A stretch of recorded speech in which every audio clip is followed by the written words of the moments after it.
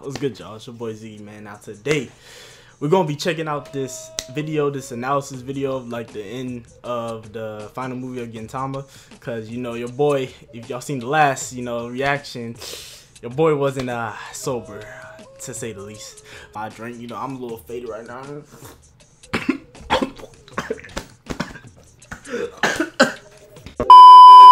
So I didn't really pick up on everything, but I was reading you guys' comments and I was responding, and I figured out like a lot of y'all guys explained a lot of stuff to me, so I kind of got what y'all was trying to explain, and yeah. But we're gonna see how they explained it in this video, and yeah, we're gonna get into this. Let's get it. Let's go. All right, my bad. I didn't have sound. All right, let's get it. Quick warning: major spoilers for Gintama the Final. If you don't want to get spoiled, and believe me, you don't, I'd advise you to click off this video. But with that being said, if you're ready to continue, then by all means, enjoy the show. Appreciate the spoiler warning though. All great things must come to an end, and this statement is especially true for none other than Gintama. That is true. Of which I've already made my thoughts quite clear about. So there's no point me rambling on about how much I love it, because I hate long intros, so instead, let's just get straight into it. Gintama the Final, a perfect ending to a perfect anime. Yes, sirski. Let's begin. Yes, sirski.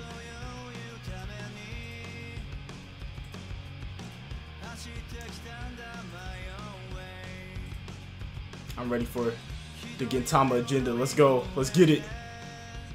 Perfect ending to a perfect anime. Yes, sir. So I'm going to try and talk about this movie in roughly chronological order, which means starting with what Gintama does best, a good old parody and a Dragon Ball one at that. Obviously, being a movie, they had to do some kind of recap to get you back up to speed, and this is such a great way to make something that was amazing. I love that how they did into something hilarious. A massive spoof on Dragon Ball drawn in the style of Akira Toriyama, and with references galore. There is so much to unpick in these first 2 minutes. It's insane. Gintoki as Goku, Takasugi as Vegeta, Katsura as Yamcha, the shinsengumi posing as the Ginyu. Bro, they really did Katsura dirty as Yamcha though. As someone introduced into the world of anime through Dragon Ball, this put the biggest smile on my face. It's just such a fun introduction, and I'm also really surprised they somehow got the rights for the original DBZ opening. Yeah, same. I was like, what? But anyway, that was about dope. This intro all day, so let's move on. So first of all, I was really surprised at just how quick it takes to get into the action.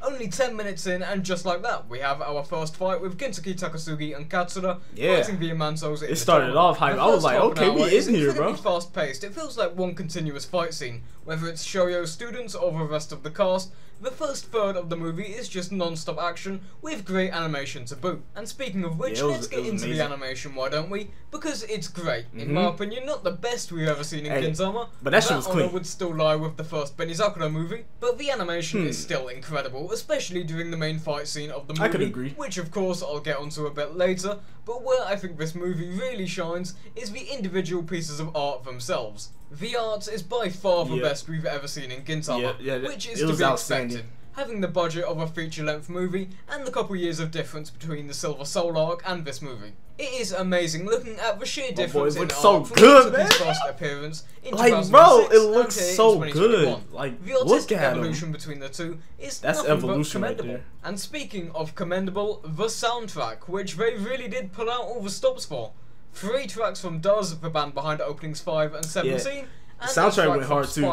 The band behind opening 21. Soundtrack always goes hard in everyone's favourite, opening 13. Yes, seriously. They work as well as you expect, adding an element of intensity to the already amazing action scenes. Although I do think some of these scenes were a little bit on the short side, resulting in these tracks being a little bit underused. But anyway, I'm just nitpicking for the sake of nitpicking, because I'm from the UK and all we do here is complain. So with that being said, let's go on to a scene that I absolutely can't complain about. The big scene of the movie, a scene built up for over 300 episodes. This movie's pièce de résistance, Gintoki versus Takasugi controlled by Utsudo, or vice versa, Utsudo controlled by Takasugi. To put it simply, this is my favourite fight in Gintama, and dare I say my favourite fight in anime, due to just how distinct it is and the emotional value it carries with it. When you think of a Gintama fight scene, what comes to mind? Loud, dramatic, over the top, non-stop action? Hype music pumping adrenaline into your veins? Well, imagine the complete opposite. This fight scene is like nothing we've seen in Gintama thus far.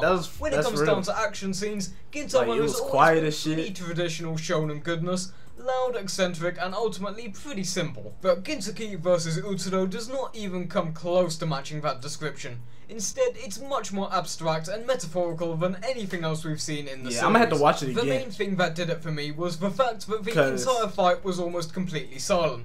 No music whatsoever, which in this instance feels much more impactful than the presence of said music. It was. I think I'd be right in saying really this is the only part of Gintama that can have multiple interpretations of the same scene, so how about I give you a play-by-play of the scene and talk to you about what I think of it, step by step. We start with Gintoki entering the scene and spotting Takasugi. A wave of dust passes by, and in actuality it's revealed to be Utsudo, at least it is to the viewer. But the character Gintoki is fighting is still Takasugi, manifested as Utsudo. That's what y'all told me. That's what y'all told me in the comments. I appreciate y'all. Appreciate everybody. It's not made clear if he was made to look like Utsudo as a visual representation for the audience, or he actually did have the appearance of Utsudo, but I'd be inclined to believe the first option. Gintoki sees this character as Takasugi, not Utsudo, due to the clear hesitation and sadness in Gintoki's face at the end of the fight, and furthermore, the reflection in his sword presents the character as Utsudo before flipping over to reveal Takasugi, just as Gintoki grips said sword, implying that I gotta rewatch this fight. The face in front of him is indeed Takasugi. He's pointing out stuff I missed. The audience see it from Utsudo's perspective, where he sees Takasugi as himself.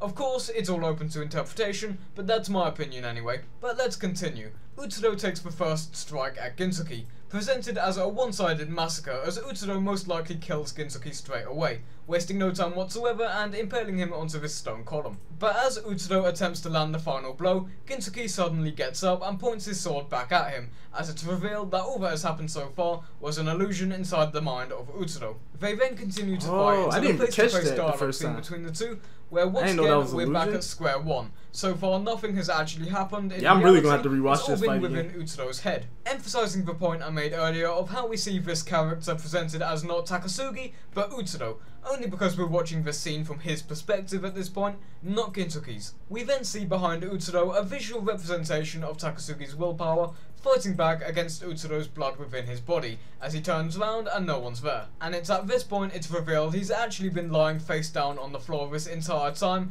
and it's only from now on interactions between Gintoki and Utsudo actually take place in reality. It's then revealed that Utsudo now has a really complex fight, chest, honestly. As we now transition into a flashback from presumably not long ago, as we now see the opposite. Unlike before, it's now Utsudo visually represented as Takasugi, as he now attacks the recently reborn Yoshida Shoryu before being stopped by the willpower of Takasugi and Oboro. And it's then learned that the chest wound on Utsudo came as a result of Takasugi stabbing himself in the chest, knowing that's the only way to weaken Utsudo, as the last remnants of Utsudo's blood remain inside him. We then transition back to the present as the now injured Utsudo attempts to attack Gintoki, but is simply unable to hit him due to, again, Takasugi's willpower not allowing him to do so. And this is directly shown as a depiction of Takasugi is blocking the last strike, despite of course not being able that's to do dope, so. Bro. I gotta rewatch this fight. Shit. We also get to see how Gintoki has the utmost trust in Takasugi, remaining completely calm as he knows full well that Takasugi will not allow him to get hurt,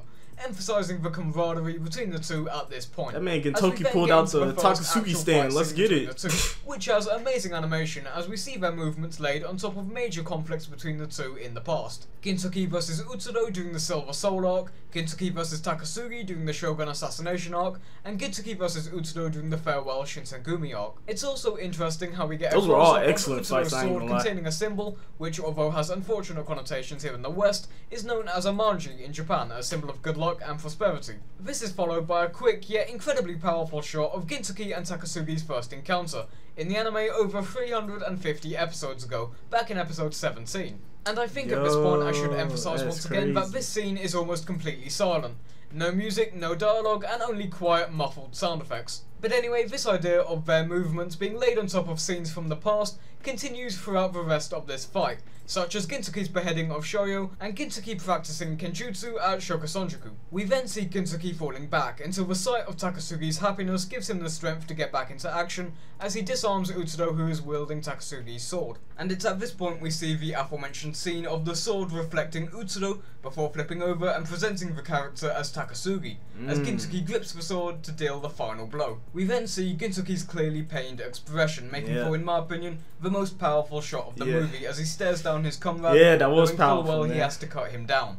and that he does, charging forward, dealing the final blow and ending the fight, resulting in the deaths of both Utsuro and Takasugi at the hands of Gintoki. So that was quite a handful, but I think I've explained it as well as I can, and just why this scene was so incredible, as I'd recommend you to rewatch this a couple more times, because I'm gonna have to rewatch it's simply just so good. It is. But anyway, with that being said, I don't want this whole video to be on one single scene, so how about I move on to the second half of the movie, because this climax is only about halfway into the movie, there's still quite a lot to go. Starting with the emotional scene between Gintoki and the almost dead Takasugi. At least it would have been emotional if I hadn't been spoiled on his death. But anyway, this is also done exceptionally well, especially in the scene in which Gintoki reveals he would have loved to just have a drink with Takasugi. It's incredibly emotional and serves as a fantastic ending to a fantastic character. It's always annoying in shonen anime when we have a new arc, new villain, that villain is defeated, never seen again. New arc, brand new villain, that villain is defeated, never seen again. That's true. It is commendable at how Takasugi, a character introduced in episode 17, for a tad over 15 years, has remained an important character from start to finish. That's crazy. And probably has the best character development in Gintama. Oh, and also, random side point, look at the absolute unit that is Gintoki in this scene. Right there. I don't know why he's so big, but I just found it funny. But anyway now, speaking of fantastic endings to fantastic characters, the movie's turning point involves Yoshida Shoyo using the last of the Altana within his body to contain the Altana within the terminal and stop the planet from, well, exploding. It acts as a great I do remember that part, that was a good scene. But Gintama in general, with Gintoki finally meeting Shoyo again, this time alongside the rest of Yorozuya. There's nothing to really analyse here, it's just a nice touching scene. It's just beautiful. As Shoyo sacrifices himself in order to maintain peace, and that's that. That's the end of the serious part of the movie. What I noticed is that this movie's pacing is incredibly fast. Everything I've said so far only took place in roughly an hour, but then we get into the last half an hour of the movie where the pacing does drop a bit. And by a bit, I mean it falls off a cliff. The last half an hour of the movie consists of our main characters explaining to the reawakened Tama as to what has happened since she was originally killed in the Silver Soul arc. And I'm not gonna lie in saying that although this final half an hour is pretty funny, my god, it does drag on a bit, and it's pretty here just to extend the movie's runtime. When I was drunk, I found that shit hilarious. I ain't gonna lie. Gintama has every right to do so, in my opinion, when you put into context that this is undeniably the final scene of an anime that's been going on for 15 years. As someone who's only been watching this show for just over half a year, I can't even begin to imagine what it would be like for someone who started it in 2006. Same, that's what I was saying. Honestly, like the whole time watching this shit. To drag the ending out for 5 hours for all I care. So let's get into this final half an hour, why don't we? Because there is quite a lot of fun to be had. First of all, it's nice seeing post-time skip Yorozuya for the first time since Gintoki returned. A lot of these scenes are put there just to please the audience or confirm any loose ends and unanswered questions, like the shinsengumi once again becoming the main police force of Edo. I also love the twist they pulled, with Tamako explaining to Tama that this is suddenly now Tokyo as a result of huge technological developments after the war, which I completely fell for, as we learned that Hasegawa somehow just messed everything up, as we get to the revelation that after all, nothing has changed and life continues as normal, for the first time since before the Shogun assassination arc. There were a couple other great scenes as well, such as Sakamoto's letter to Gintoki. I don't know why, but him saying, "they dead lololol," made me burst out laughing so much, but anyway, let's just move on to something a little more interesting. And that is Makoto finding at one of the gates what appears to be a reborn baby Takasugi, the same way in which Gintoki found the baby Shoyo. It's left up in the air as to whether or not this really is a sort of reincarnation. Yeah, so people in the comments was telling me, like, it might, they don't think that it's the exact reincarnation of Takasugi, but like a combined combination of Takasugi, Oboro, and Utsuro. I kind of like that better, because if it was like an exact reincarnation of Takasugi, it would kind of undermine his death and undermine Gintoki's development. So yeah, I kind of like the interpretation that it's a combine of the three, and like the baby has this like own will that he can like grow up, you know, and not have the same problems that the other three struggled with. So yeah, I like that interpretation better. But yeah, let's see what he says. But personally, I'd rather it not be the case. Not due to any logical reason, more due to kind of undermining his sacrifice if he was just reborn. I know Gintama is a series in which few major characters permanently die, but Takasugi should stay dead and not reborn in one way or another, as it would completely devalue the entire fight scene. But anyway, the manga's over now, so my headcanon is that this kid is not Takasugi. But with that being said, that's pretty much it for the movie, as we get into a fantastic ED from Spy Air as mentioned earlier, and an end credits Ginpachi Sensei scene, a gag we haven't seen in quite a while. And as expected, it is great classic fourth wall breaking Gintama. We have Hideaki Sorachi himself explaining that the last couple of chapters of the manga were delayed because he was too busy playing Sekiro, and him admitting that the only reason Gintoki has white hair is because it's easier to draw in the manga. See this? Like what? I don't think I saw this shit. I think I skipped this shit. What the fuck? This. But anyway, that is about it for this movie. I was drunk as hell. I can't remember this video segment. The main fight is by far the biggest talking point of the movie, so I had to sort of rush through the opening half an hour or so this wouldn't be a 5-hour long video. But ultimately, the action scenes were incredible, the soundtrack was incredible, the art was incredible, the animation, although not the best we've ever seen, was definitely still great. The comedy was great when it was there, but of course, being a pretty serious arc, there wasn't too many times where comedy could be suitably integrated without it feeling too unnatural or forced. And overall, it is the easiest 10 out of 10 I've ever given in my life. It's even just 10 out of 10 from the fight scene alone, which I can safely say now is my new favourite fight scene. I was drunk as hell and I was still like, damn shit, 10 out of 10 greatness. A perfect ending to a perfect anime. And with that being said, I'll be back in the next video. See ya. Dope. Hey, great video, man. Y'all go check him out. Go subscribe. His name, I don't know how to pronounce his name. Something like that. But yeah, y'all go subscribe, talk to him, you know, like the video. I'm gonna like the video too, you know, lead by example, yes sir. And hold on. Alright, so yeah, that's the end of the video, man. I really enjoyed it. That was lit. That was a good explanation. Thank you guys for sticking along with my journey. Thank you for all the comments in the comment section. Thank you for everything. And I've been your boy Ziggy. Look to more Gintama videos in the future. And yeah, we out this. Bitch.